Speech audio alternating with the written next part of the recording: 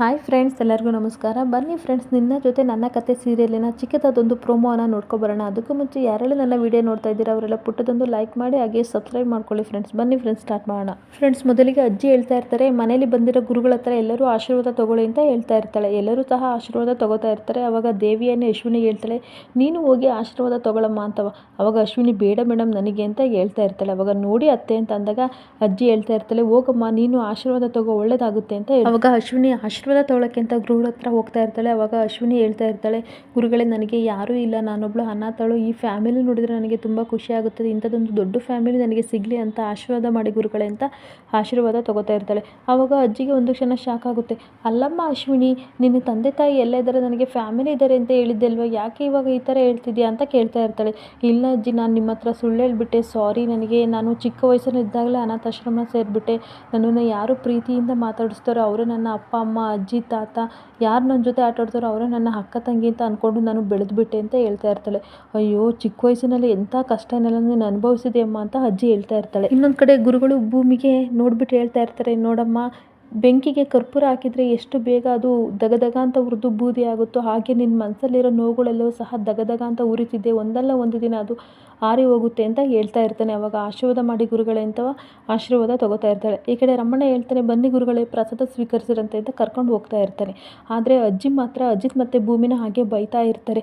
ಇವಳೊಬ್ಳು ಸೀಮೆಗಿಲ್ದ ಹೆಂಡತಿ, ಇವಳನ್ನ ತಲೆ ಮೇಲೆ ಹೊತ್ಕೊಂಡು ನನ್ನ ಮೊಮ್ಮಗ ಮೆರೆಸ್ತಾ ಇದ್ದಾನೆ ಅಂತ ಬೈತಾ ಇರುವಾಗ ಅಜಿತ್ ಹೇಳ್ತಾನೆ, ಇನ್ನೊಂದ್ಸಲ ನನ್ನ ಹೆಂಡತಿ ಬಗ್ಗೆ ಮಾತಾಡಿದರೆ ನಾನು ಸುಮ್ಮನೆ ಇರಲ್ಲ, ಮೊನ್ನೆ ಅಂಜನಿಗಾಗಿದ್ದೇನೆ, ರಿಪೀಟ್ ಹೇಳಬೇಕಾಗುತ್ತೆ ಅಂತ ಹೇಳ್ತಾ ಇರ್ತಾನೆ. ಮೂಕಣೋ, ನಿನ್ನ ಹೆಂಡತಿ ಬಯಸ್ಕೊಂಡು ನೀನು ಮಾತಾಡು, ಊರವರೆಲ್ಲ ಮಾತಾಡ್ತಿದ್ದಾರೆ ಅಂತ ಅಜ್ಜಿ ಹೇಳ್ತಾ ಇರ್ತಾರೆ. ನನಗೆ ಅದೆಲ್ಲ ಗೊತ್ತಿಲ್ಲ, ಊರವ್ರು ಏನಾದ್ರು ಮಾತಾಡಲಿ, ನಾನು ಅದಕ್ಕೆ ತಲೆ ಕೆಡಿಸ್ಕೊಳ್ಳಲ್ಲ. ಯಾವಾಗಲೂ ನಾನು ನನ್ನ ಹೆಂಡತಿ ಪರ ನಿಲ್ತಾ ಇರ್ತೀನಿ, ಬೇಕಾದರೆ ನಾನು ಮನೆ ಬಿಟ್ಟು ಹೋಗ್ತೀನಿ, ನಮ್ಮ ಪಾಡಿ ನಮ್ಮನ್ನು ಬಿಟ್ಬಿಡಿ ಅಂತ ಹೇಳ್ತಾ ಇರ್ತಾನೆ. ಅವಾಗ ಸಂಗೀತ ಹೇಳ್ತಾಳೆ, ಯಾಕೋ ಮಗನೇ, ಹಬ್ಬದ ದಿನ ಈ ಥರ ಮಾತಾಡ್ತಾ ಇದೆಯಾ, ದಯವಿಟ್ಟು ಈ ಥರ ಎಲ್ಲ ಮಾತಾಡಬೇಡ, ಬಿಡ್ತು ಅನ್ನೋ ಅಂತ ಹೇಳ್ತಾ ಇರ್ತಾಳೆ. ನೋಡು ಅಜಿತ್, ಇಷ್ಟು ದಿನ ಒಟ್ಟಿಗೆ ಇದ್ದೀವಿ, ಇವಾಗ ಬೇರೆ ಮಾತಾಡಬೇಡ ಕಣೋ ಅಂತ ಸಂಗೀತ ಮತ್ತೆ ಹೇಳ್ತಿರ್ಬೇಕಾದ್ರೆ, ನೋಡಿ ಇನ್ನೂ ಒಂದು ವಾರ ಟೈಮ್ ಇದೆ, ನಾನು ಕೊಟ್ಟಿರೋ ಇನ್ನೂ ಒಂದು ವಾರ ಮುಗ್ದಿಲ್ಲ, ಅಷ್ಟರೊಳಗೆ ಭೂಮಿ ಏನು ಅಂತ ನಾನು ಸಾಬೀತುಪಡಿಸ್ತೀನಿ, ಅದಕ್ಕೆ ಕಾರಣ ಆಗಿರೋರು ಯಾರು ಅಂತ ನಾನು ಹುಡುಕಿ ತಂದೆ ತರ್ತೀನಿ. ಅಲ್ಲಿವರೆಗೂ ಸಹ ನೀವು ಬಾಯಿ ಮುಚ್ಕೊಂಡಿರಬೇಕು, ಯಾರೂ ಸಹ ನನ್ನ ಹೆಂಡತಿ ಬಗ್ಗೆ ಮಾತಾಡಬಾರದು. ಹಾಗಿದ್ರೆ ಮಾತ್ರ ನಾನು ಇರ್ತೀನಿ, ಇಲ್ಲಾಂದರೆ ಮನೆ ಬಿಟ್ಟು ಹೋಗ್ತಾ ಇರ್ತೀನಿ. ಒಂದು ವೇಳೆ ಭೂಮಿದೇ ತಪ್ಪು ಅಂತ ಗೊತ್ತಾದರೆ ನೀವು ಹೇಳಿದ ಮತ್ತೆ ನಾನು ಕೇಳ್ತೀನಿ ಅಂತ ಹೇಳ್ತಾ ಇರ್ತಾನೆ. ಅವಾಗ ಭೂಮಿ ಹತ್ರ ಹೋಗ್ಬಿಟ್ಟು ಅಜಿತ್ತು, ಚಿನ್ನ, ನೀನು ಇವ್ರ ಮಾತಿಗೆಲ್ಲ ತಲೆ ಕೆಡಿಸ್ಕೋಬೇಡ, ನಿನಗೆ ಅಂತ ನಾನು ಹಬ್ಬಕ್ಕೆ ಸ್ಪೆಷಲ್ ಗಿಫ್ಟ್ ತಂದಿದ್ದೀನಿ, ಏನು ಗೊತ್ತಾ ಅಂತ ಒಡವೆ ಬಟ್ಟೆ ಎಲ್ಲನೂ ಸಹ ತಂದಿರ್ತಾನೆ, ಜೊತೆಗೆ ಕಾಲ್ಗೆಜ್ಜೆನೂ ಸಹ ತಂದಿರ್ತಾನೆ. ಅದನ್ನು ನೋಡಿ ಭೂಮಿಗೆ ಖುಷಿ ಆಗ್ತಾ ಇರುತ್ತೆ, ಒಂದು ಕಡೆ ಶಾಕು ಸಹ ಆಗ್ತಾ ಇರುತ್ತೆ. ಚಿನ್ನ ಬಾಯ್ಲಿ ಅಂದ್ಬಿಟ್ಟು ಮಂಡಿ ಊರಿ ಕೆಳಗಡೆ ಕುತ್ಕೊಬಿಟ್ಟು ನಿನ್ನ ಕಾಲು ಕೊಡು ಅಂತ ಕೇಳ್ತಾ ಇರ್ತಾನೆ. ಯಾಕೆ ಸಾಹೇಬ್ರೆ, ಬೇಡ ಇದೆಲ್ಲ ಅಂತ ಹೇಳ್ತಾ ಇರ್ತಾಳೆ.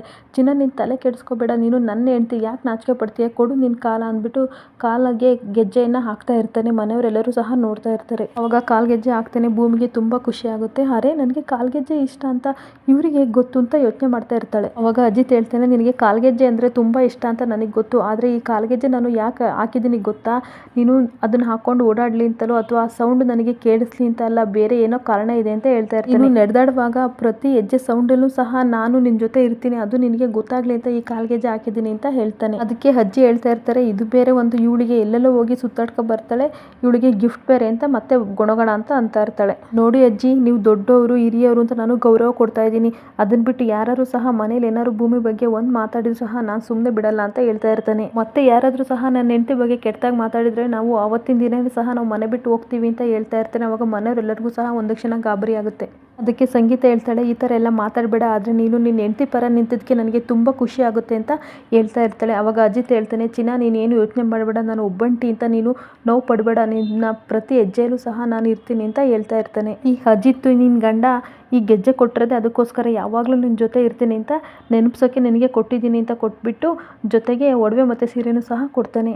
ಇದು ಯುಗಾದಿ ಹಬ್ಬದ ಉಡುಗೊರೆ ನಾನು ನಿನಗೆ ಕೊಡ್ತಾ ಇರೋದು, ಏಕೆಂದರೆ ನನ್ನ ಹೆಂಡತಿಯಾಗಿ ನೀನು ಮನೆ ಬೆಳಗಬೇಕು, ಪ್ರತಿ ಹೆಜ್ಜೆಲೂ ಸಹ ನೀನು ನನ್ನ ಜೊತೆ ಇರಬೇಕು, ಅದಕ್ಕೆ ಈ ಗಿಫ್ಟ್ ಅಂತ ಹೇಳ್ತಾನೆ. ನೀವು ಯಾವಾಗಲೂ ಸಹ ಈ ಮುತ್ತೈದೆಯಾಗಿ ಇರಬೇಕು, ಈ ಮುತ್ತೈದೆ ಥರ ನೀನು ಕಾಪಾಡ್ಕೊಂಡು ಹೋಗಬೇಕು, ಅದಕ್ಕೋಸ್ಕರ ನಾನು ಈ ಗಿಫ್ಟ್ನ ಕೊಡ್ತಾ ಇದ್ದೀನಿ ಅಂತ ಹೇಳ್ತಾ ಇರ್ತಾನೆ.